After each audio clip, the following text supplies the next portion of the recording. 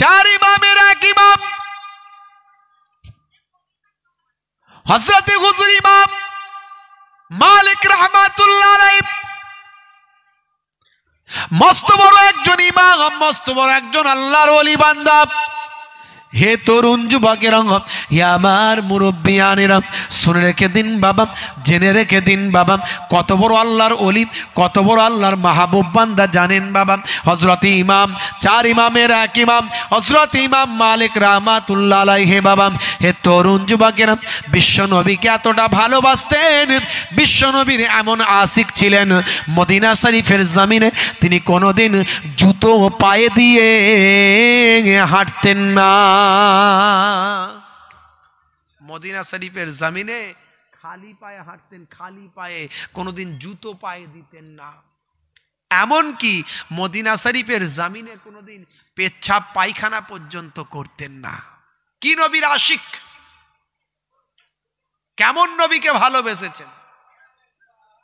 পেচ্ছাপ পায়খানার প্রয়োজন হলে হুদুদে মদিনা, মদিনার যে বর্ডার, সেই বর্ডারে চলে যেতেন। একটা পা বর্ডারের এপারে, একটা পা বর্ডারের ওপারে। পেচ্ছাপ পায়খানা যা কিছু প্রয়োজন সব বর্ডারের ওপারে করতেন, আর পাটা এপারে রাখতেন, আর নিয়ত করতেন, আল্লাহ যদি এই সময়তেও আমার মওত দাও, তাহলে যেন টলে গিয়ে আমি মদিনার জমিনে মরি। জোরে হবে না? সুবহানাল্লাহ। কি নবীর আশিক, কি রাসূলের আশিক। একটু চিন্তা করুন, একটু ঠান্ডা মাথায় চিন্তা করুন কতটা নবীকে ভালোবাসতেন, আর আমরা কতটা ভালোবাসি। নবীর একটা সুন্নত আমরা রাখতে পারি না। মুখে দাঁড়িয়ে রাখতে লজ্জা লাগে আমাদের, লোকে কি বলবে। এখন নায়ক, গায়ক, খেলোয়াড়, প্লেয়াররা মুখে দাঁড়িয়ে রাখতে তাদের লজ্জা লাগে না, আমাদের লাগে। আর আমরা নবীকে ভালোবাসি বলি। ছোট হোক বড় হোক, রাখুন, নবীর সুন্নত মনে করে রাখুন। হে তরুণ যুবকেরা, হে আমার বন্ধুরা, শুনে রেখে দিন বাবা, জেনে রেখে দেন। হে মুসলমান, একটু লক্ষ্য করুন বাবা। বন্ধুরা আমার, তরুণ যুবকেরা আমার, বন্ধুরা আমার, মুরব্বিয়ানেরা, ভাই আমার, দোস্ত আমার, তিনি হজ করেছিলেন, আল্লাহর বাইতুল্লাহ শরীফ তওয়াফ করেছিলেন। আল্লাহর বাইতুল্লাহ শরীফ তওয়াফ করার পরে এবার মদিনার জমিনে থাকতেন। সব সময় আল্লাহর দরবারে দোয়া চাইতেন, আল্লাহ যেন আমার মওতটা মদিনার জমিনে হয়। হে তরুণ যুবকেরা, হে আমার বন্ধুরা, কিন্তু তার মনে হলো একবার যদি আমি আর একবার বাইতুল্লাহ গিয়ে তওয়াফটা করে আসতে পারতাম, যদি একবার কাবা ঘরে গিয়ে আমি হজটা করে আসতে পারতাম, আমার জানটা বড় ঠান্ডা হতো। কিন্তু গ্যারান্টি তো নাই যে আমি কাবা ঘরে গিয়ে মক্কার জমিনে আমার মওত হয়ে যেতে পারে। কিন্তু আমি নিয়ত করেছি, আল্লাহ আমার মওতটা যেন মদিনার জমিনে হয়। তাই আমি মক্কা শরীফ যেতে পারছি না, কারণ মক্কা শরীফে গেলে যদি আমার মওত হয়ে যায়, এই চিন্তায় আমি মক্কা শরীফ যেতে পারছি না।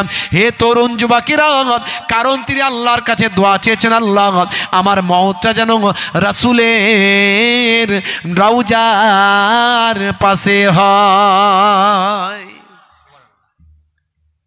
মক্কা শরীফে হজ করতে যেতে পারছেন না, আর একবার গেছেন, একবার করে এসছেন, দ্বিতীয়বার আবার মনটা চেয়েছে কিন্তু পারছেন না। হে তরুণ যুবকেরা, রাসূলের দরবারে গিয়ে দোয়া চাইলেন, হে আমার আল্লাহ, আমার রাসূল পাকের ওসিলায় আমার দোয়া কবুল করো। আল্লাহর নবী জিন্দা নবী, আল্লাহর নবী জিন্দা নবী না মুর্দা নবী? জোরে বলেন, জিন্দা না মুর্দা? জোরে বলেন। একদল মানুষ বেরিয়েছে, বলছেন নবী মরে গেছে, শেষ, বলছে না? একদল মানুষ বেরিয়েছে, বলেনি? কেউ আবার রাজমিস্ত্রি ছিল, এখন শায়েখ হয়ে গেছে। কেউ আবার এখন কি বলে আপনার ভাইরা আমার, তরুণ যুবকেরা আমার, মুরব্বিয়ানেরা আমার, আগে মোবাইল রিপেয়ারিং করতে, এখন শায়েখ হয়ে গেছে। বুঝতে পারছেন? আগে রাজমিস্ত্রি ছিল, এখন শায়েখ হয়ে গেছে। আগে মোবাইল রিপেয়ারিং করতে, এখন শায়েখ হয়ে গেছে। তারা বড় বড় শুধু ঘন ঘন ফতোয়া দিচ্ছে, দেখবেন তাদের মোবাইল দেখলেই দেখবেন বড় বড় শুধু ঘন ঘন ফতোয়া দিচ্ছে। ভাইরা আমার, তারা বলছে যে নবী মরে গেছে, শেষ। বলুন না নাউজুবিল্লাহ মিন জালিক। আল্লাহর নবীকে তারা মৃত মনে করে। শুধু তাই নয়, তারা কত রকম ফতোয়া দিচ্ছে, বলছে নবী কোথাও আসতে পারবে না, নবীর আসার ক্ষমতা নাই। ফুরফুরা শরীফে দাদা হুজুর পীর কেবল রহমাতুল্লাহ আলাইহের আটচালায় হুজুরের ইসালে সবে আমার আপনার নবী রুহানি হালাতে সেই ইসালে সবে এসে হাজির হয়েছিলেন। জোরে বলুন সুবহানাল্লাহ। কিন্তু এরা বিশ্বাস করে না, বলে নবী পাকের কি আর কোনো জায়গা নাই যাওয়ার? ফুরফুরা শরীফে গেল, বলেছে না বলেনি বক্তা? কত রকমের কথাবার্তা। এই বক্তারা বলে আমরা নাকি কোরআন মানি আর হাদিস মানি, আর কিচ্ছু মানি না। এরা বলে, বুঝতে পারছেন, এরা বলে আমরা কোরআন মানি আর হাদিস মানি, আর কিচ্ছু মানি না। এদের জিজ্ঞাসা করবেন যে পুরুষ মানুষ মারা গেলে কটা কাফন? জোরে বলেন, কটা? আপনাদের কটা দেয়? পুরুষ মানুষ মারা গেলে কটা কাফন দেয়? জোরে বলেন। আপনারা কাফন টাফন দেন না নাকি লোককে? তাহলে একটা আওয়াজ দেন, কটা কাফন দেন? 3টে দেন। আর মহিলা মারা গেলে কটা দেন? 5টা। আর যদি মনে করেন একটা হিজড়া আছে আপনাদের এলাকায়, সে মারা গেছে, কটা দেবেন? যদি থাকে রে বাবু, নেই তো কি হয়েছে, যদি থাকে কটা দেবেন বলেন? কোথা থেকে পাবেন? কোন কিতাবে লেখা আছে? কোরআন হাদিসে কোথায় আছে? কারণ কোরআন হাদিস ছাড়া তো আর কিছু মানুনি, বাকি তো আর কিছু মানুনি। বলে কোরআন আর হাদিস, আবার সহি হাদিস, আর কিছু মানে সহি হাদিস থেকে দেখাও যে হিজড়ে মারা গেলে কটা কাফন লাগবে। পারবে দেখাতে? পারবে না, পারবে না। ভাইরা আমার, তরুণ যুবকেরা আমার, মানুষ পায়খানা করার পরে, পটি করার পরে ধৌত করে পাকিজা হতে হয়, তাহারাত হাসিল করতে হয়, পবিত্রতা অর্জন করতে হয়। এখন বলুন তো দেখি, কোরআন হাদিস থেকে খুঁজে কতটা ধৌত করলে পবিত্রতা অর্জন হবে? বলুন, পাওয়া যাবে খুঁজে? কোরআন হাদিস থেকেও দেখাতে পারবে? তাহলে শুধু বলো কেন যে সব কিছু কোরআন হাদিস থেকেই পেয়ে যাব? কোরআন হাদিস পাককে সামনে রেখে এইরকম লক্ষ লক্ষ সমস্যার সমাধান দিয়ে গেছেন ইমামরা, সেই জামানার ইমামরা সমাধান দিয়ে গেছেন। এরা বলে ইমাম আমরা মানি না, এরা বলে ইমাম আমরা মানি না, আমাদের ইমাম লাগবে না, আমরা যা কিছু প্রয়োজন সব কোরআন হাদিস থেকে বের করব। আর যখন ঠেলাই পড়লে এরা বলে আমাদের শেখ এটা বলেছে, আমাদের শেখ ওটা বলেছে, আমাদের অমুক এটা বলেছে। তো তোরা ঠেলাই পড়লে তোদের অমুক ওটা বলেছে, তোমাদের শেখ এটা বলেছে, তোদের শেখ ওটা বলেছে। আর আমরা ঠেলাই পড়লে আমাদের ইমামে আজম আবু হানিফা এটা বলেছে। জোরে হবে না? তোরা ঠেলাই পড়লে তোদের রাজমিস্ত্রিওয়ালা শেখের কথা শুনিস, তোরা ঠেলাই পড়লে তোদের ওই কি বলে মোবাইল রিপেয়ারিং করা শেখের কথা শুনিস, বা আজকের যুগের কোনো মোল্লা মৌলবীর কথা শুনিস। আর আমরা ঠেলাই পড়লে আল্লাহর নবীর কাছাকাছি অবস্থান, আল্লাহর নবীর সময়ের কাছাকাছি সময়ের মানুষ, সাহাবাদের সময়ের কাছাকাছি সময়ের মানুষ, 5 জন সাহাবাকে চামড়ার চোখে দেখেছেন, তাদের সোহবতে বসেছেন, ইমামে আজম আবু হানিফা হুজুরের মাসালাগুলো আমরা নিয়ে থাকি। তাহলে তোমরা ভালো করছো না আমরা ভালো করছি? তোমরা ঠিক পথে আছো না আমরা আছি? ভাবতে হবে। হে যুবকেরা, চিন্তা করো। কিছুদিন আগে ওই রাজমিস্ত্রিওয়ালা শেখ একটা আছে না, আমি নাম বলবো না, ভাইরা আমার, বলছে ভিডিওতে, বলছে হঠাৎ আমাকে একজন পাঠালো, বলছে আব্দুর রশিদ নাম রাখা হারাম, বলছে গোলাম মাহবুদ নাম রাখা হারাম, জাহাঙ্গীর নাম রাখা হারাম, শাহজাহান নাম রাখা হারাম, ইয়াসিন নাম রাখা চলবে না। এখন একটা বক্তাও তো আছে ফর্সা মতো, ইয়াসিন আছে না নাই? এখন সে বুঝবে নাম রাখা তার চলবে কি চলবে না। আবার বলেছে কি, যাদের নাম এগুলো আছে তাদের নাকি নতুন করে আবার জবাই করতে হবে, জবাই করে আকিকা দিতে হবে। আর এই দেখ অনেক লোক নাম রেখেছে না, আব্দুর রশিদ আছে না, নাম আছে না আব্দুর রশিদ, এই নাম রাখা হারাম, চলবে না, একদম নয়। গোলাম মাবুদ নাম আছে না, আছে, এ নাম রাখা হারাম, চলবে না। জাহাঙ্গীর নাম আছে, চলবে না। শাহজাহান নাম আছে, চলবে না। ইয়াসিন চলবে না, এসব নাম রাখা চলবে না। আর কত শোনাবো, অনেক আছে, সব চলবে না, ইসলামে চলবে না। তাহলে যাদের আছে লক্ষ লক্ষ মানুষে, তাদের সব তো কি হবে, বলছে সব নাকি নতুন করে ফের আকিকা দিয়ে পশু জবাই করে নাম পাল্টাতে হবে। এখন আপনাদের এখানে এরকম নাম আছে নাকি?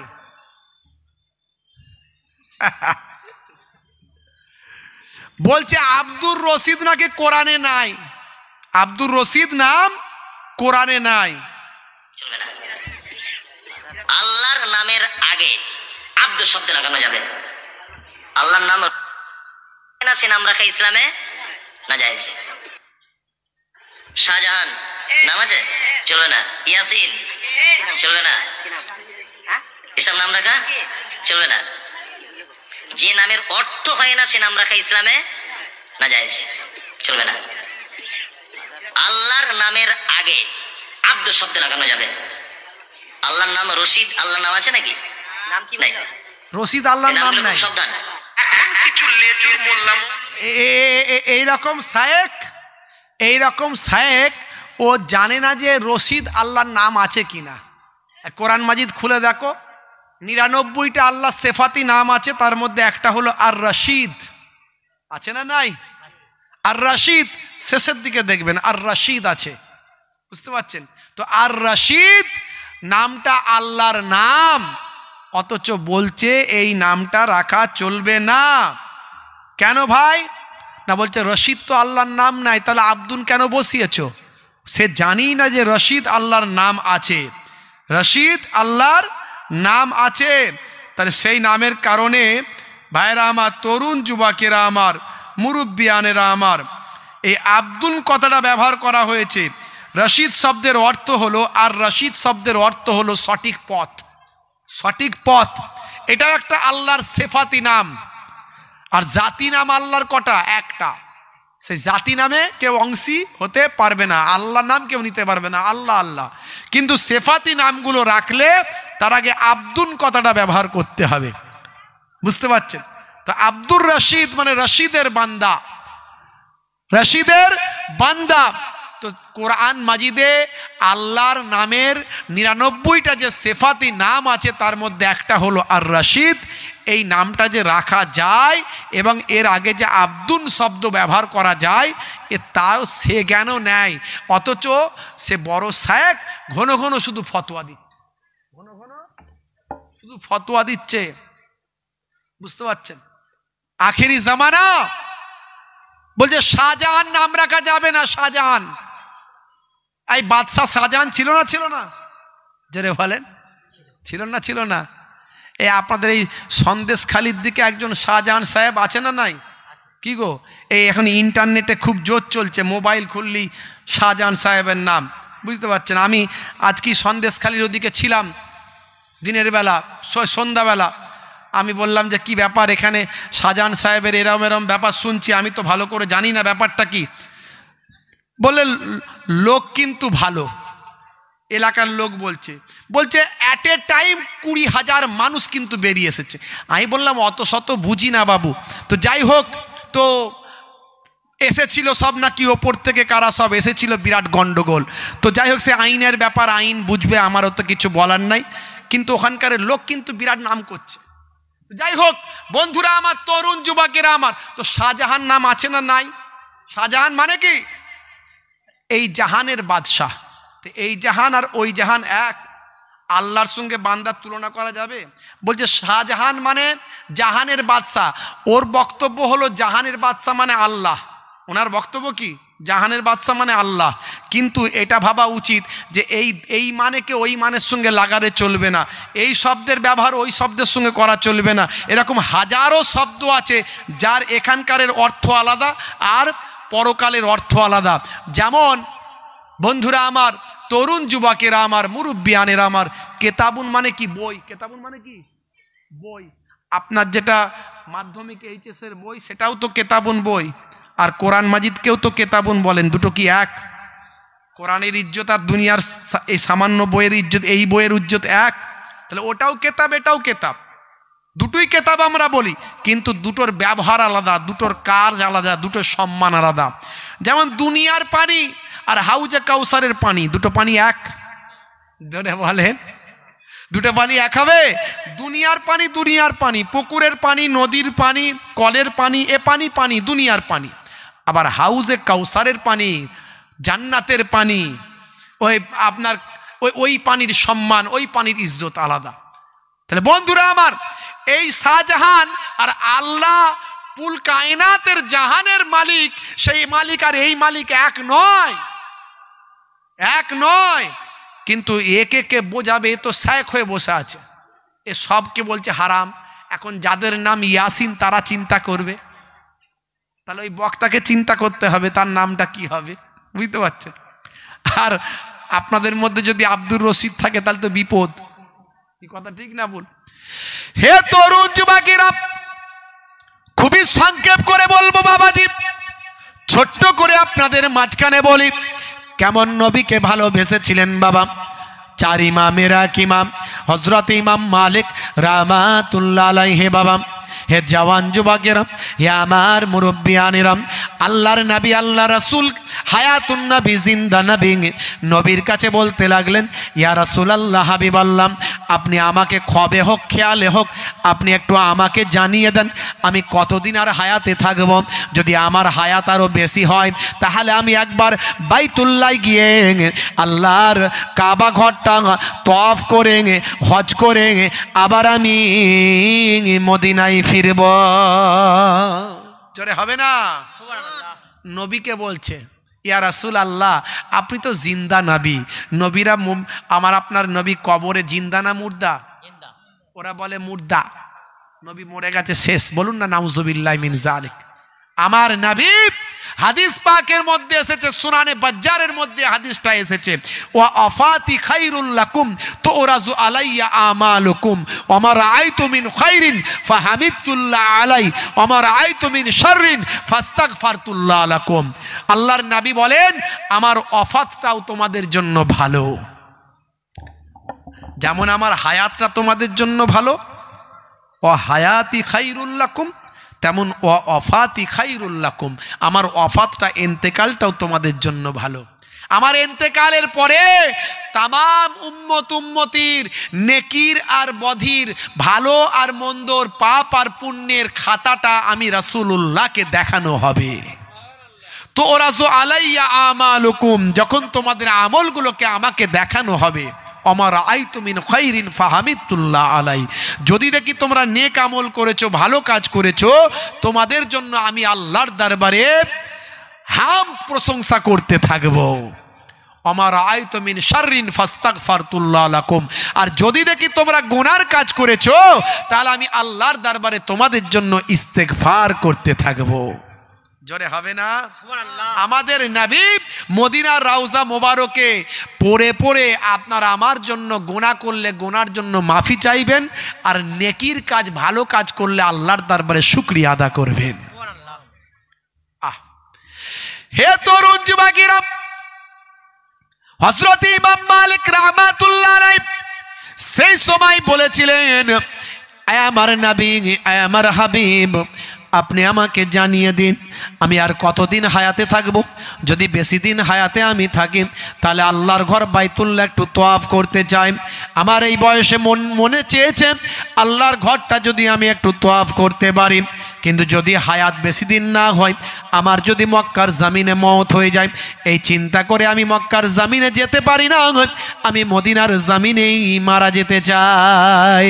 আল্লাহর নবীর রওজা মোবারকের পাদদেশে আমি মরতে চাই। এরই জন্য আমি আপনার দরবারে দোয়া চাই। ভাইরা আমার, তরুণ যুবকেরা আমার কাঁদতে শুরু করলেন। কাঁদতে কাঁদতে একটু তন্দ্রা ভাব এসে গেল, ঘুম চলে এসলাম। কাঁদতে কাঁদতে তন্দ্রা ভাব এসে গেল, ঘুম চলে আসলো। এমন সময় স্বপ্ন যোগে হযরত ইমাম মালিক রাহমাতুল্লাহ আলাইহি আল্লাহর নবীকে দেখতে পান। জোরে হবে না? আর জোরে হবে না? ভাইরা আমার, তরুণ যুবকেরা আমার, কাঁদতে কাঁদতে আল্লাহর নবীকে চামড়ার চোখে স্বপ্ন যোগে দেখতে পেলেন। বন্ধুরা আমার, হযরত ইমাম মালিক রাহমাতুল্লাহ আলাইহি আমাকে ডেকে নাও নবী দো জাহান, আমাকে ডেকে নাও নবী দো জাহান, আমি যে গোলাম তোমার মদিনার গোলাম। জোরে হবে না? আমাকে ডেকে নাও নবী দো জাহান, আমি যে তোমার গো মদিনার গোলাম। তোমারই নামটা মনেতে এঁকেছি, তোমারই ফুল দিয়ে মালা গেঁথেছি, তোমারই নামটা মনেতে এঁকেছি, তোমারই ফুল দিয়ে মালা গেঁথেছি, তোমারই ইশকে আমি যে ডুবেছি, তোমারই সাফাত আমি যে চেয়েছি। আমাকে ডেকে নাও নবী দো জাহান, আমাকে ডেকে নাও নবী দো জাহান, আমি যে তোমার গো মদিনার গোলাম। জোরে হবে না? সুবহানাল্লাহ। হে তরুণ যুবকেরা, এমন সময় আল্লাহর নবীকে বললেন, স্বপ্ন যোগে আল্লাহর নবীকে দেখতে পেলেন, দেখে বললেন, ইয়া রাসূলুল্লাহ, হাবিবাল্লাহ, আমি আর কতদিন দুনিয়ার জমিনে হায়াতে থাকব? যদি আমার হায়াতটা বেশি দিন হয় তাহলে আমি আল্লাহর বাইতুল্লাহ একটু তওয়াফ করতে চাই, মনটা একটু চাই। যদি আমার হায়াতটা বেশি দিন হয় আল্লাহর বাইতুল্লাহ একটু তওয়াফ করব, সাফা মারওয়া সাই করব, ওকুফে আরাফাত করব, মিনা মুজদালফা যাব, মিনা মুজদালফায় সাই করব। ওয়া ইয়া রাসূলুল্লাহ, হাবিবাল্লাহ, আর আমার হায়াত যদি বেশি দিন না হয় আমি মদিনার জমিনে থেকে যাব, কারণ মদিনার জমিনেতেই আমি মালিক মরতে চাই। এ তরুণ যুবকেরা, এ আমার মুরব্বিয়ানেরা, আল্লাহর নবীকে যখন দেখতে পান, স্বপ্ন যোগে যখন হযরত ইমাম মালিক আল্লাহর নবীর চেহারা মোবারকটা যখন দেখতে পেলেন, আমার আপনার নবী ইমাম মালিককে কোনো কথা বললেন না, কেবলমাত্র হাতটা তুলে 5টা আগুন দেখিয়ে দিলেন। 5টা আগুন দেখিয়ে দিলেন। এর দ্বারাতে যা বুঝার তুমি বুঝে নাও। এর দ্বারা ইমাম মালিক কি বুঝলেন আমি আপনাদেরকে একটু সময় দিলাম, আপনারাও ভাবনা চিন্তা করেন যে ইমাম মালিক এর দ্বারা কি বুঝলেন। মাঝখানে আমি একটু কথা আরও বলে নিই, পরে আমি আপনাদের বলে দেব, আপনারা বুঝতে না পারলে নিশ্চয়ই বলে দেব যে 5 দ্বারায় কি বোঝানো হলো। 5 বছর না 5 মাস না 5 দিন না 5 ঘন্টা কি বোঝালেন আমি বলে দেব। হে তরুণ যুবকেরা, এই ইমাম মালিকের যিনি আব্বা যান, ভাইরা আমার, তরুণ যুবকেরা আমার, আমর বিন আনাস, হে তরুণ যুবকেরা, আমর বিন আনাস তিনিও একজন আল্লাহওয়ালা মানুষ ছিলেন। বন্ধুরা আমার, তরুণ যুবকেরা আমার, একটু মন দিয়ে শুনুন। হে মায়েরা, নারীরা, একটু মন দিয়ে শুনুন। মা, আপনাদের জন্য এইটুকু ছোট্ট করে একটু বলে দিয়ে যাই। আনাস বিন ভাই আমার আমর বিন আনাস, হে জওয়ান যুবকেরা, তিনি একজন নেককার মানুষ ছিলেন বাবা। তিনি তার স্ত্রীকে যখন বিবাহ করেছিলেন তখন কিন্তু স্ত্রীর চেহারা দেখে বিবাহ করেন না। এখনকার যুগে দেখাশোনা করার আগে একবার বাপ দেখবে, একবার মা দেখবে, একবার ভাই আমার ছেলের জামাইবাবু একবার দেখবে, ছেলের বুনাই একবার দেখবে। ওরে বাপ রে বাপ, যেন মেয়ে কেনা বেচা হচ্ছে, বুঝতে পারছি, আছে না নাই? আর ইমাম হজরতে আমর তিনি নিজের স্ত্রীকে দেখে বিবাহ করেননি, শুনে বিবাহ করেছেন। এখন বিয়ে হলে ভাই আমার মেয়ের বাপ ছেলের বাপকে টাকা দিয়ে কিনে নেয়, কথা ঠিক না বল? মেয়ের বাপ ছেলের বাপকে টাকা দিয়ে কিনে নেয়, ছেলেকে টাকা দিয়ে কিনে নেয়। বেশি টান্ডাই ম্যান্ডাই করবে না, এত টাকা পণ দিয়েছি, আছে না নাই? পনের খাবার খাওয়া হালাল না হারাম? জোরে বলেন। হারাম। পণ নেওয়া দেওয়া হারাম আমরা জানি, কিন্তু ছেলের বাপ শোনে না। ম্যাক্সিমাম এখন দেখতে পাওয়া যায় ছেলের বাপ নিজে না বলতে পারলে ঘুরিয়ে পেঁচিয়ে চাস্তো ভাইয়ের ফুফুতো ভাই অমুকের অমুকের তমুকের তমুক হয়, যদি না চেয়ে ঠিকঠাক পাই তাহলে হবে তুমি আমার ভালো বিয়াই, এই সব কথা বলে ঘুরিয়ে পেঁচিয়ে একটা পালসার গাড়ি চাই, 5 লক্ষ টাকা ক্যাশ চাই, 10 ভরি সোনা চাই, আরো কত কি চাই। কথা ঠিক না ভুল? ছেলের ওজন 35 কেজি, পালসার গাড়ি নেবে ভাই। বলে চালাবি কেমন করে? বলে অসুবিধা নাই, লেংচে লেংচে চালিয়ে দেবো, কিন্তু পালসার গাড়ি আমার চাই। বলে তোর থেকে তো তোর গাড়ির ওজন বেশি। বলে তাতেও অসুবিধা নাই। মুসলমানের ছেলে, হাই রে হাই। মনে রাখবেন, পণের টাকা যারা গ্রহণ করছেন সেই টাকা যদি খেয়ে রক্তপোস্ত তৈরি হয় ওই টাকা হারাম হয়। পণের টাকা নেওয়া হারাম, পণের খাদ্য খাওয়া হারাম, আর ওই খাদ্য খেয়ে গোস্তপোস্ত যা কিছু হচ্ছে সব হারাম। বন্ধুরা আমার, তরুণ যুবকেরা আমার, আজকে যুব সমাজকে এগিয়ে আসতে হবে, পণমুক্ত সমাজ তৈরি করতে হবে। না চেয়ে যদি কিছু কেউ দেয়, ছেলের বাপ দিক আর মেয়ের বাপ দিক, সেটা হলো বেগাইরে মাসালাতিন ফাহুয়া হাদিয়াতুন। না চেয়ে যেটা পাওয়া যায় সেটা হলো হাদিয়া, তোহফা। দেওয়া দরকার ছিল ছেলেকে, মেয়েকে দেওয়া দরকার ছিল মোহর, মোহর দিয়ে বিয়ে করার কথা, কিন্তু উল্টে গেছে, ঘুরিয়ে ফেলেছে। ভাই আমার পণ দিয়ে বিয়ে করে, আর মোহর যেটা ধার্য করে সেটা বলে মাপ, সেটা বলে মাপ, কিন্তু ওটা মাপ করা উচিত নয়, ওটা আপনার দেওয়া উচিত। ইসলাম যা বলেছে সেটা মানা উচিত, কিন্তু হয়ে গেছে উল্টো। কম পয়সা মোহর করুন, কিন্তু দিয়ে মেয়েকে বিয়ে করে নিয়ে আসুন। পণ মুক্ত সমাজ গঠন করুন। পণ নেবেন না, না চেয়ে কেউ কিছু দিলে অসুবিধা নাই, কিন্তু পণ নেবেন না। বন্ধুরা আমার, তরুণ যুবকেরা, যুব সমাজের প্রতি আমার বক্তব্য, তাই আমার কলমে আমি লিখেছি, আমাদের সংগ্রাম চলছে চলবে, দিকে দিকে এই রব উঠেছে। ইসলামী সংগ্রাম, ইসলামী জয়গান, এই গান সব আজ গেয়েছে। আমাদের সংগ্রাম চলছে চলবে, দিকে দিকে এই রব উঠেছে। ইসলামী সংগ্রাম, ইসলামী জয়গান, এই গান সব আজ গেয়েছে।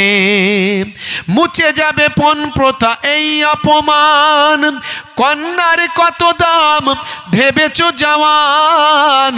মুছে যাবে পণ প্রথা এই অপমান, কন্যার কত দাম ভেবেছো জওয়ান।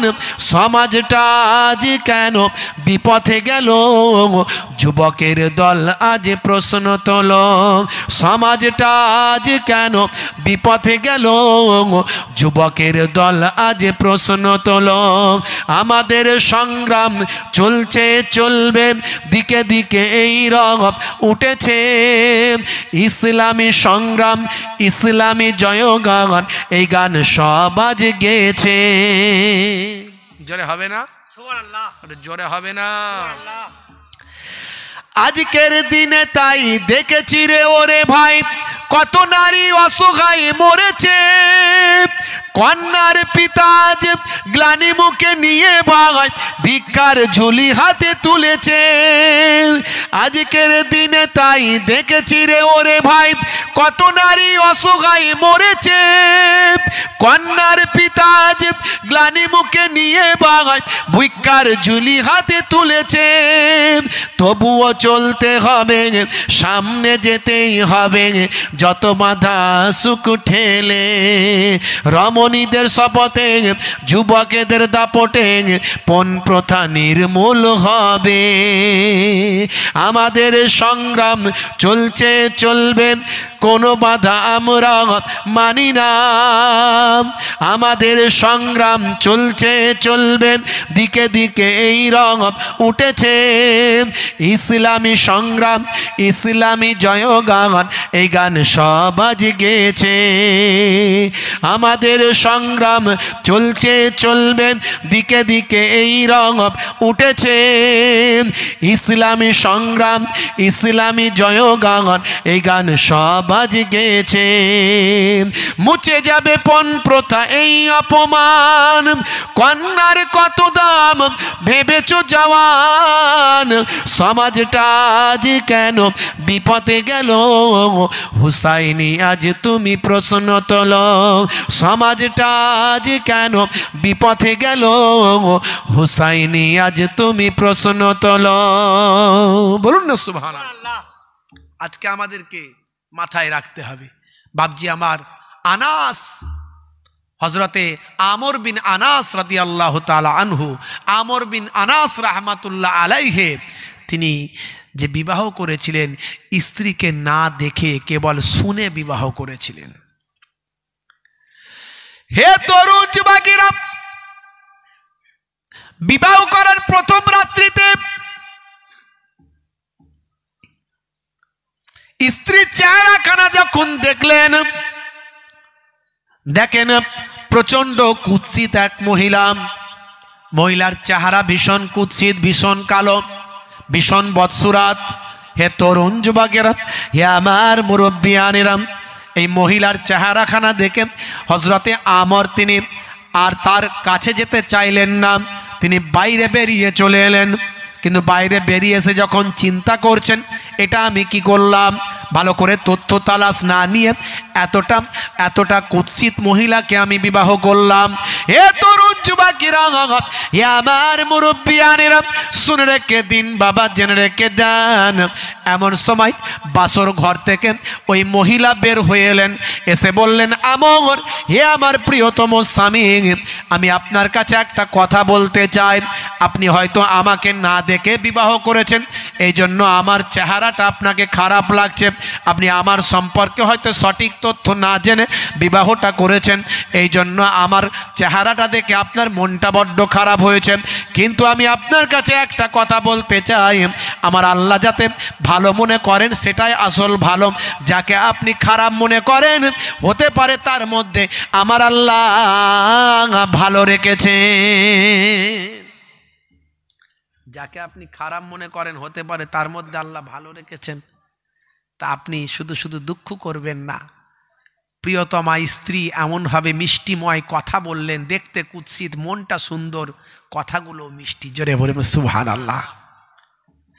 হে তরুণ যুবকেরা, এত সুন্দর মিষ্টি ভাষায় কথা বললেন, তার কথাতে হযরতে আমার আবার বিগলিত হলেন।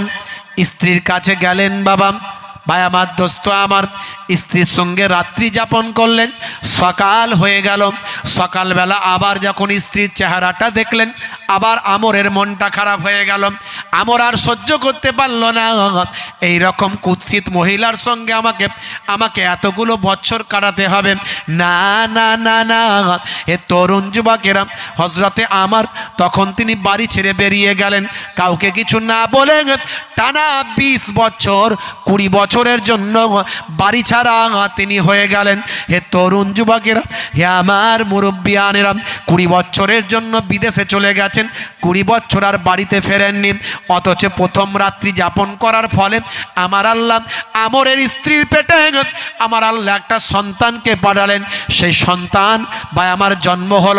জন্ম হওয়ার পরে মা শিক্ষিতা মহিলা সেই সন্তানকে উপযুক্ত শিক্ষায় শিক্ষিত করলেন। সেই সন্তানের বয়স আজকে প্রায় 19 বছর 20 বছর হতে চললাম। ভাই আমার, দোস্ত আমার, সেই সন্তান এমন সন্তান হলো, সেই জামানার একজন বিখ্যাত আলেমে পরিণত হলো। এ তরুণ যুবকেরা, 20 বছর পর হযরতে আমর যখন দেশে ফিরলেন, মনটা চাইলো তার স্ত্রীর বাড়িতে আবার ফিরে যায়। এতগুলো বছর বাড়ি থেকে ফিরে এসেছি, এতগুলো বছর বাড়ি ছেড়ে এসেছি, আমি আমার বাড়িতে একটু ফিরে যাব, দেখি বাড়ি হাল হাকিকাত কি, আমার স্ত্রী কি অবস্থায় আছে। এতগুলো বছর আমি অন্যায় করেছি, আমার স্ত্রীর বাড়িতে আমার যাওয়া উচিত, এই মনে করে আমর ফিরে আসলেন। যেদিন তিনি ফিরে আসলেন সেদিন জুম্মার দিন ছিল। সেই দিন জুম্মার দিনে তিনি সোজা এসে গ্রামের মসজিদে গিয়ে সেখানে নামাজের জন্য হাজির হলেন। নামাজের জন্য হাজির হয়ে ভিতরে ঢুকলেন। মসজিদে ঢুকে দেখেন একজন পায়ামার ইমাম সাহেব, কি সুন্দর চেহারা আর কি সুন্দর তার লেকচার। তিনি নামাজের আগে সুন্দর ভাষায় গুটি কতক লেকচার দিচ্ছেন, কথা বলছেন। সেই কথা শুনে মানুষ একেবারে উদ্গ্রীব হয়ে যাচ্ছে, মানুষ তার কথা শুনে বিচলিত হয়ে যাচ্ছে, মন প্রাণ লাগিয়ে তার কথা শুনছে। আমর, হযরতে আমর তার পাশের মানুষটাকে বলছেন, হাগা এই মানুষটার নাম কি, কে এই ছেলে এত সুন্দর লেকচার দেয়, বক্তৃতা দেয়, কে এই বক্তা, বাড়ি বা কোথা, এর সন্তান এর পিতার নামটাই বা কি। হে তরুণ যুবকেরা, সেই সময় একজন মুসল্লি বলল, বাবু এই ছেলেকে কি তুমি চেনো না? তুমি কি বিদেশ থেকে এসেছো? এ হলো আমাদের এলাকার গর্ব, ইনার মতো মানুষ এই এলাকায় কেউ নাই। এই এলাকায় এত বড় আলেম, এত বড় জ্ঞানী মানুষ আর কেউ নাই। এত সুন্দর লেকচার তিনি দেন, এত সুন্দর বক্তৃতা তিনি দেন। তোমরা কি জানো না? তুমি কি নাম শোনো না? এই জামানার একজন মস্ত বড় ইমামের আবির্ভাব হয়েছে। তিনি হলেন আল্লাহ এবং রাসূলের কথাগুলোকে কোরআন এবং হাদিসের সঠিক ব্যাখ্যা মানুষের কাছে এমনভাবে দিচ্ছেন যাতে মানুষ উপকৃত হচ্ছে, মানুষের হৃদয়টা বিগলিত হচ্ছে। এই জামানার এত বড় আলেমের নাম কি আপনি শোনেননি বাবা? এই মানুষটার নাম আর অন্য কিছু নয়, ইনি হলেন তো এই জামানার একজন মস্ত বড় ইমাম, ইমাম মালিক। জোরে হবে না? হে তরুণ যুবকেরা, এমন সময় আমর বলল, এই ইমাম মালিকের বাড়ি কোথায়? বলে ইমাম মালিকের বাড়ি এখানে। তার পিতা আজ থেকে 20 বছর আগে দেশ ছাড়া হয়ে চলে গেছেন। তার পিতার নাম আমর বলে আমরা জানি, কিন্তু তার পিতাকে আমরা চিনি না। সেই সময় হযরতে আমরের চোখ দিয়ে পানি, বা আমার চোখ ভরা পানি, বুক ভরা বেদনা। স্ত্রীর কথা মনে পড়ে গেল। স্ত্রী তখন বাসর রাত থেকে বেরিয়ে এসে বলেছিল, বাসর ঘর থেকে বেরিয়ে এসে বলেছিল, হে আমার প্রিয়তম স্বামী, আমি আজকে কুৎসিত বলে আপনার খারাপ লাগছে, আমি আজকে কুৎসিত বলে আমার কাছে আপনার থাকতে ঘৃণা হচ্ছে, কিন্তু মনে রাখবেন আমি কুৎসিত হতে পারি, আমি যা আমাকে আল্লাহ যা করেছেন তাই আমি, কিন্তু মনে রাখবেন যাকে আপনি ঘৃণা করেন, যাকে আপনি নিন্দা করেন, যাকে আপনি খারাপ মনে করেন, হতে পারে আমার আল্লাহ তার মধ্যে ভালো রেখেছে। জোরে হবে না? জোরে হবে না? হে তরুণ যুবকেরা, এই কথা মনে করে হযরতে আমরের চোখ ভরা পানি, বুক ভরা বেদনা। যত সন্তানের লেকচার শোনে ততই ঝরঝর করে চোখ দিয়ে পানি ঝরতে থাকে। আরে আমার স্ত্রী বলেছিল যে ভালোর খারাপের মধ্যেই ভালো নিহিত থাকতে পারে। আজকে ভালোটা কি আমি বুঝতে পারছি। আহা, মনটা বদ্ধ বিগলিত হয়ে গেল, অন্তরটা বড় নরম হয়ে গেল, সহ্য করতে পারে না। হে তরুণ যুবকের, যখন তার নামাজটা পড়ানো হলো, ইমাম মালিক যখন নামাজটা পড়িয়ে দিলেন, নামাজটা পড়ানোর পরে আস্তে আস্তে গুটি গুটি পায়ে ইমাম সাহেবের কাছে গিয়ে সালাম মুসাফা করলেন, করে বলেন, বাবাজি, ও বাবাজি, আপনি আমার থেকে বয়সে অনেক ছোট, আমি আপনার থেকে বয়সে অনেক বড়, কিন্তু আপনার কাছে আমার একটা ছোট্ট কথা আছে। বলে কি কথা?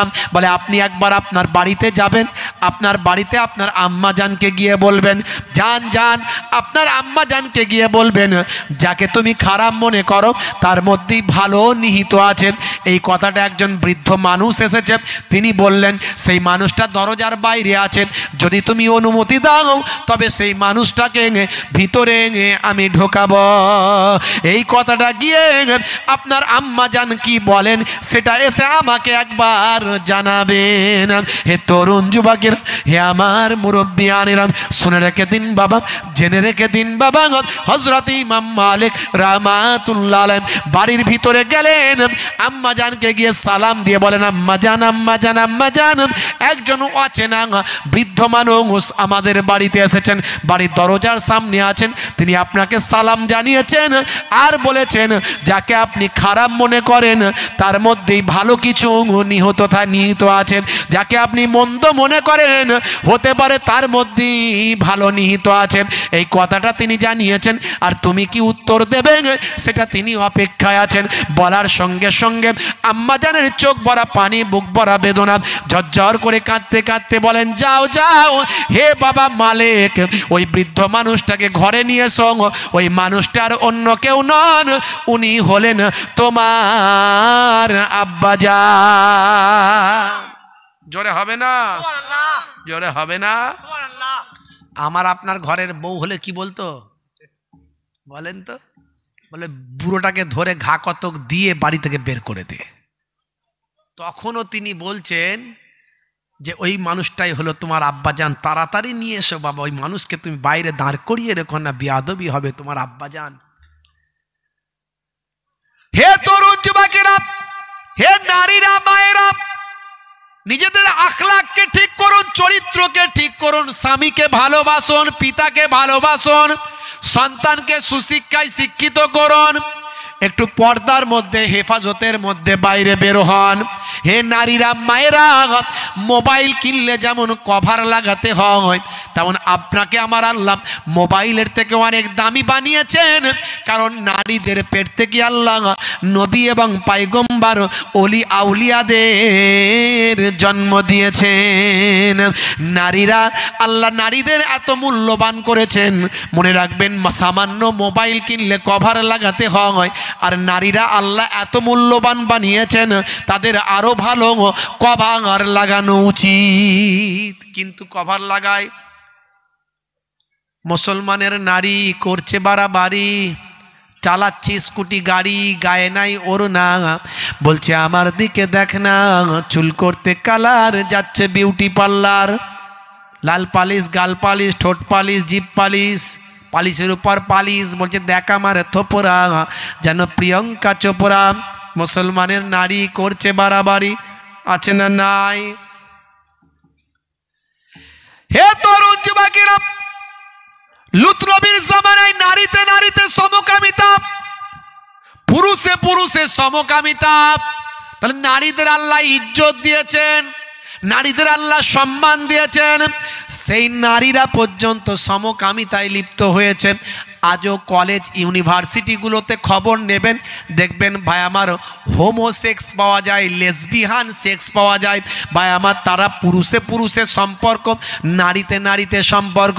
হে তরুণ যুবকেরা, আমার আল্লাহ সবচেয়ে হারাম জিনিস বলেছেন, নিকৃষ্ট হারাম জানিয়ে দিয়েছেন।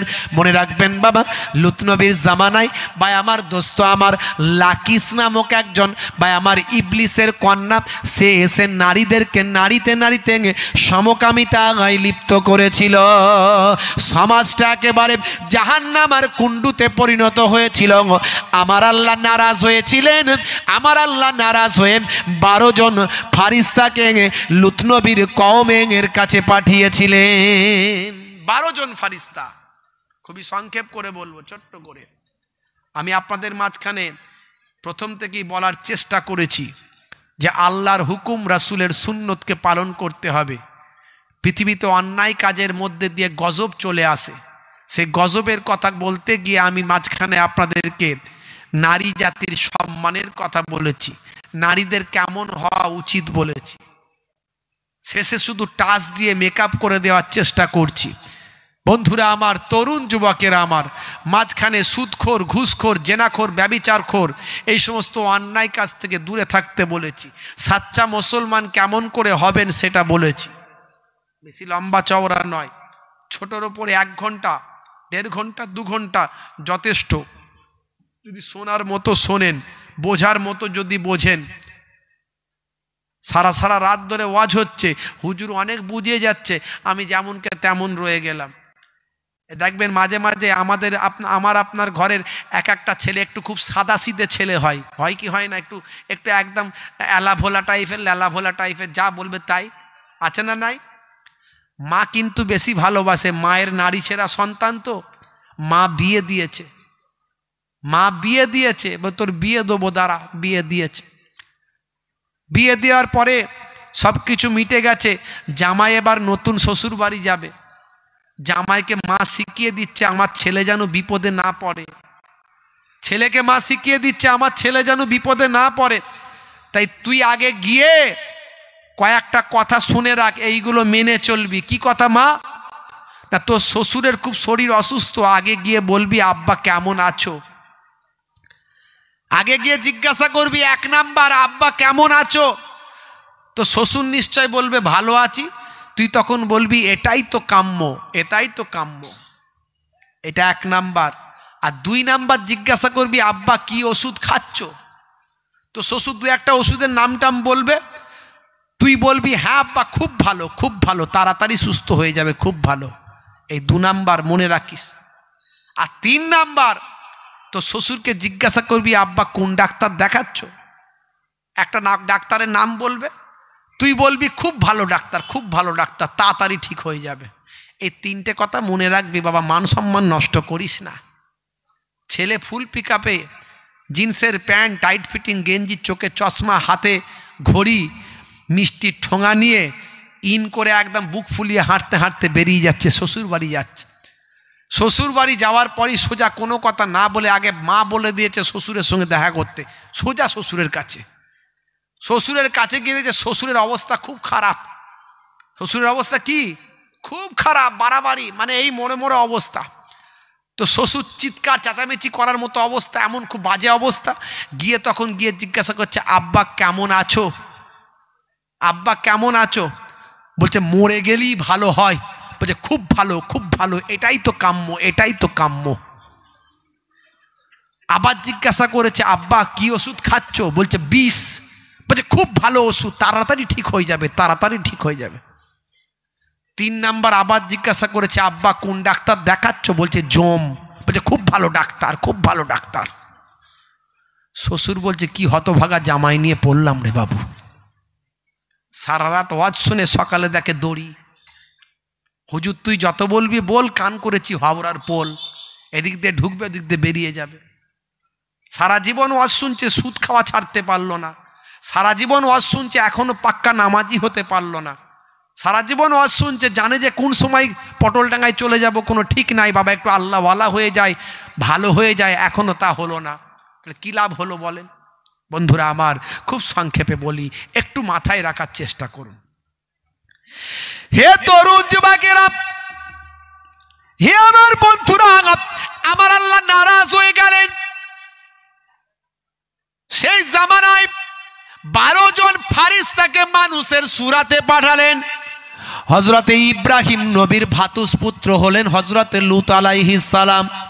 হযরতে লূত আলাইহিস সালাম ইব্রাহিমী দিন প্রথম গ্রহণ করেছিলেন। বাবা, হে তরুণ যুবকেরা, হে আমার মুরব্বিয়ানেরা, শুনে রেখে দিন বাবা, জেনে রেখে দিন বাবা, প্রথম 12 জন ফারিস্তা হযরতে ইব্রাহিম নবীর বাড়িতে গিয়ে হাজির হলেন।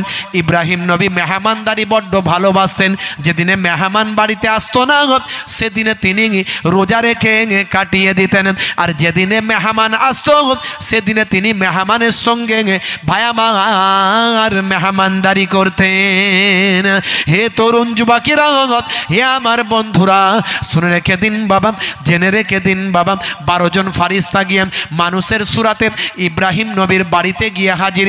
ইব্রাহিম নবীকে গিয়ে বললেন, ইয়া নবী আল্লাহ, হে জাতির পিতা, হে হযরত ইব্রাহিম, আমাদেরকে আমার আল্লাহ পাঠিয়েছেন, মানুষের সুরাতে আমরা এসেছি, সুন্দর যুবকের চেহারায় আমরা এসেছি, সুন্দর মিষ্টি চেহারায় আমরা এসেছি, কিন্তু আমরা মানুষ নয়, আমরা হলাম আল্লাহর মালাইকা ফারিস্তা।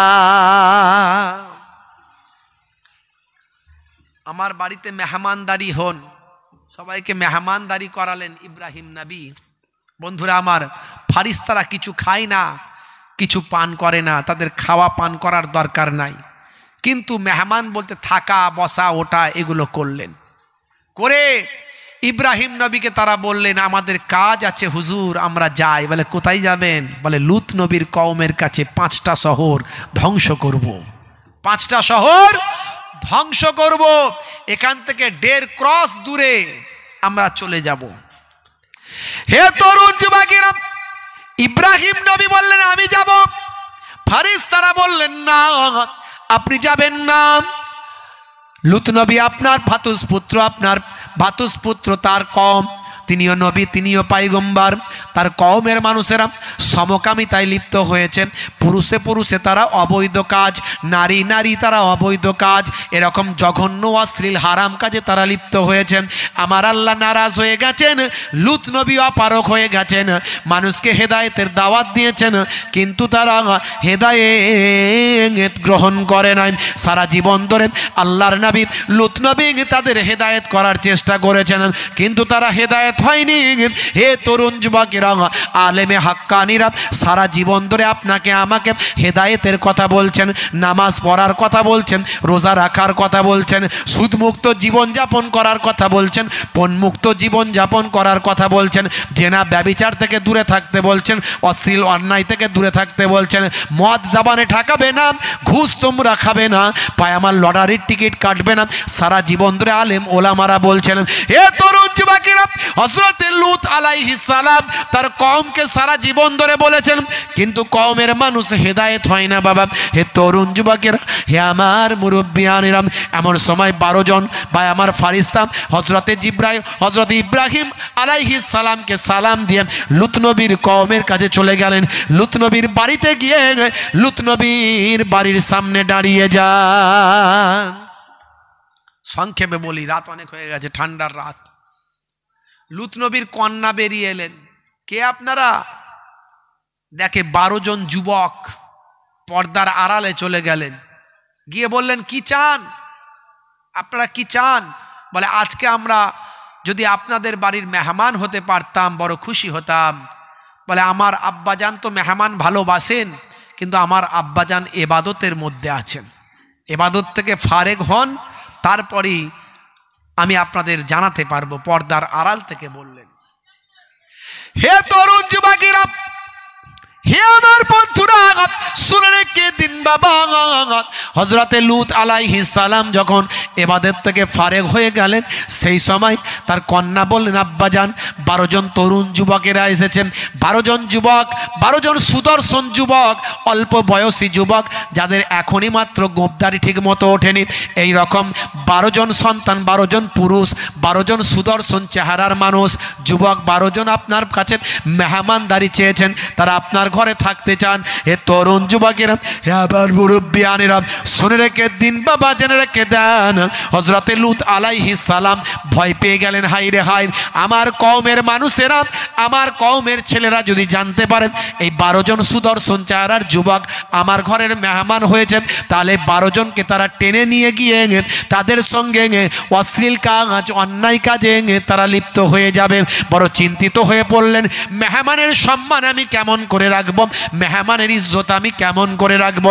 আর কেউ যদি মেহমান হতে চায় তাকে আমি ফেরাতেও পারবো না। হে তরুণ যুবকেরা, হে আমার মুরব্বিয়ানেরা, তাড়াতাড়ি ঘরের মধ্যে প্রবেশ করালেন, তাড়াতাড়ি বাড়ির মধ্যে ঢুকিয়ে নিলেন, নিয়ে বললেন আপনারা গোপনীয়তার মধ্যে থাকুন, আপনারা মানুষের সামনে যাবেন না, মানুষের সামনে পরিচয় দেবেন না, আপনারা যে মুসাফির কাউকে বলবেন না। আমার কওমের লোকেরা বড় খারাপ হয়ে গেছে, তারা বড় অশ্লীল অন্যায় কাজের মধ্যে লিপ্ত হয়েছে। আপনারা যে কয়েকদিন থাকেন আমার বাড়ির মধ্যেই থাকবেন, বাড়ি থেকে আর বেরাবেন না। এ তরুণ যুবকেরা, এ আমার মুরব্বিয়ানেরা, শুনে রেখে দিন বাবা, জেনে রেখে দেন। এমন সময় দেখতে পাওয়া যায়, ভাই আমার দোস্ত আমার, লূত নবীর এক স্ত্রী ছিল, যে স্ত্রী ছিল কাফেরা, যে স্ত্রী ছিল বেঈমান, যে স্ত্রী ছিল ওই সমস্ত কওমের সঙ্গে নিজের সম্পর্ক জুড়ে ছিল। বন্ধুরা আমার, তরুণ যুবকেরা, সে লূত নবীর কওমকে খবর দিয়ে দেয় আমাদের বাড়ির মধ্যে 12 জন সুপুরুষ আছে, 12 জন তরুণ যুবক আছে। এ কথা শুনে সেই জামানার দুষ্কৃতীরা বা আমার লূত নবীর জামানার বা আমার অন্যায় কাজে, মন্দ কাজে নিমজ্জিত মানুষগুলো লূত নবীর দরজায় এসে হাজির হয়ে যায়। 12 জনকে আমাদের দিয়ে দাও, আমাদের প্রয়োজন। 12 জনকে আমাদের দিয়ে দাও, আমাদের প্রয়োজন। লূত নবী বারবার তাদের সঙ্গে মোকাবেলা করছেন, বাক বিতণ্ডায় জড়াচ্ছেন, ডিভেট করছেন, এরা আমার মেহমান, বেয়াদবি করো না, বেরিয়ে যাও। তারা দরজা ভাঙাভাঙি করতে শুরু করলো। হে তরুণ যুবকেরা, এমন সময় 12 জন ফারিস্তা লূত আলাইহিস সালাতু ওয়াস সালামকে বললেন, চিন্তা করবেন না হে নবী লূত, আপনি আমাদেরকে মানুষ ভাবছেন, আমাদের কাছে কাকুতি মিনতি করছেন, আমাদের সম্মান বাঁচানোর চেষ্টা করছেন, আমাদের ইজ্জত বাঁচানোর চেষ্টা করছেন। হে নবী লূত, আপনি আমাদের জানেন না, আপনি আমাদের চেনেন না, আমরা কোনো মানুষ নই, আমরা হলাম আল্লাহর মালাইকা ফারিস্তা। আপনি কিছু চিন্তা করবেন না, আপনি কিছু ভাববেন না, আপনার জালেম কওমকে ধ্বংস করার জন্যই আমার আল্লাহ আপনার কাছে পাঠিয়ে দিয়েছেন। হে তরুণ যুবকেরা, হে আমার মুরব্বিয়ানেরা, এমন সময় যখন তার কওমের মানুষেরা জোর করে বাড়ির মধ্যে ঢোকার চেষ্টা করল, সেই সময় হযরতে জিব্রাইল ফারিস্তা তাদের মধ্যে ছিলেন। জিব্রাইল ফারিস্তা এমন একটা ফুৎকার দিলেন, এমন একটা ফু দিলেন, দেবার সঙ্গে সঙ্গে তাদের মুখমণ্ডল চেহারার বিকৃতি হলো, তাদের নাক আর নাক রইল না, কপাল আর কপাল রইল না, মুখ আর মুখ রইল না, গাল আর গাল রইল না, সব বেঁকে টেরে একেবারে বাজে অবস্থা হয়ে গেল। এক একটা আয়নার সামনে দেখলে আমার চেহারা দেখলে দেখবেন মুখের বিকৃতি হয়, সেরকম বিচ্ছিরি মুখ হয়ে গেল, চেহারাখানা বাবা তাদের বসে গেল, চেহারাখানা তাদের প্লেন হয়ে গেল।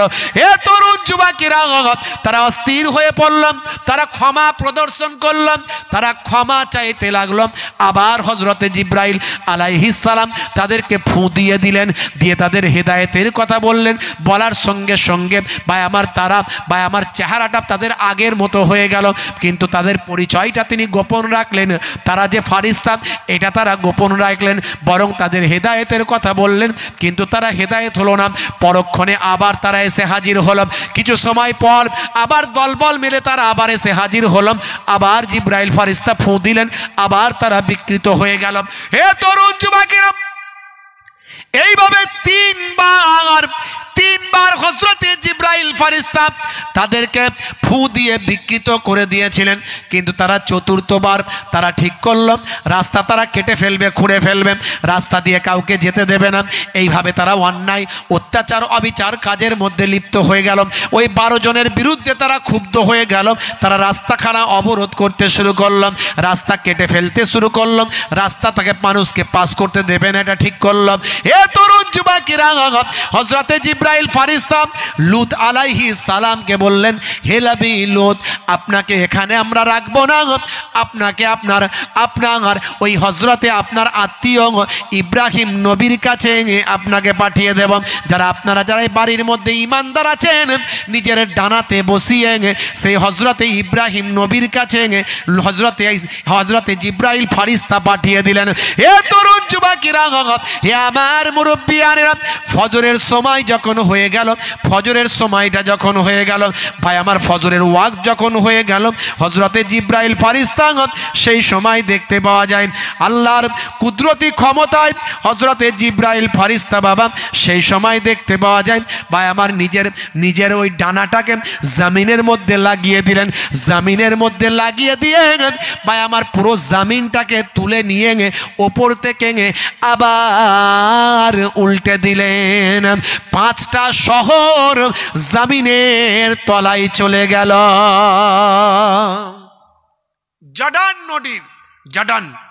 জর্ডান নদীতে আজও সেই জায়গাটা আছে, যে জায়গাতে মাছ বাস করতে পারে না, যে জায়গা দিয়ে কোনো জীবজন্তু থাকতে পারে না। ভাই আমার রেড সি বলা হয়। ভাই আমার এই জর্ডান নদীতে আজকে সেই ভাই আমার লূত নবীর জামানার ওই 5টা শহর জর্ডান নদীর মধ্যে পড়ে গেছে। পরবর্তীকালে আল্লাহ তার উপর দিয়ে নাহার চালিয়ে দিয়েছেন। সেই নদীতে আজও ভাই আমার এমন অবস্থা, সেখানে কোনো জীবকুল থাকতে পারে না, সেখানে কোনো জাহাজ যেতে পারে না। এই রকম একটা পরিবেশ, অভিশপ্ত জায়গা, গজবের জায়গায় আল্লাহ পরিণত করে দিয়েছেন। চোখেরই পালকে দেখো ধ্বংস হলো কম, চিরতরে বন্ধ হলো সমকামী মন। চোখেরই পালকে দেখো ধ্বংস হলো কম, চিরতরে বন্ধ হলো সমকামী মন। হলো এলান কোরআনে নাম লুত নবীর উম্মতের, হলো এলান কোরআনে নাম লুত নবীর উম্মতের।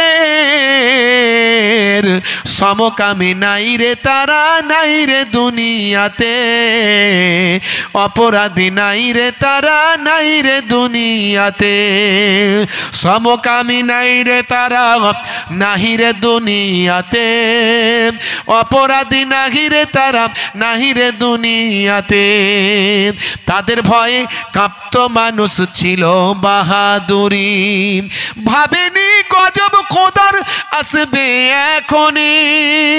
তাদের ভয়ে কাঁপত মানুষ, ছিল বাহাদুরি, ভাবেনি গজব খোদার আসবে এখনই। হুসাইনি বলে সবার, হুসাইনি বলে সবার, রশি টান দিলে খোদা পারবে না থামাতে। সমকামী নাই রে তারা, নাই রে দুনিয়াতে, অপরাধী নাই রে তারা, নাই রে দুনিয়াতে। সমকামী নাই রে তারা, নাহি রে দুনিয়াতে, অপরাধী নাহি রে তারা, নাহি রে দুনিয়াতে। হযরতে লূত আলাইহিস সালাম জিজ্ঞাসা করেছিলেন তাদের অবস্থা কি? বলে তাদের জামিনে ঢুকিয়ে দিয়েছি, তাদের জামিনের ভিতরে ঢুকিয়ে দিয়েছি। বলে কতটা জামিনের ভিতরে ঢুকিয়েছেন? ফেরেশতা জিবরাইল আলাইহিস সালাম বলেন 7 তবক জামিনের নিচে তাদের ঢুকিয়েছি।